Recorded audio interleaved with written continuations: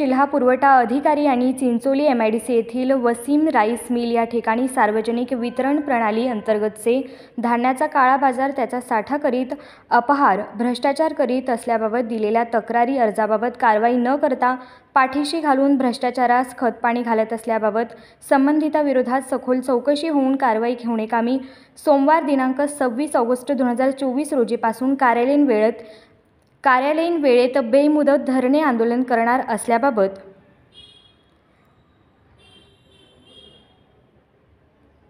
दिनांक 11 मार्च 2024 व 12 मार्च 2024 रोजी दिलेले तक्रारी निवेदन अर्ज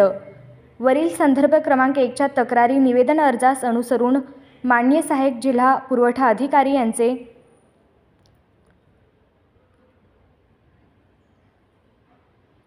मोहोळ यांना काढलेले आदेशपत्र।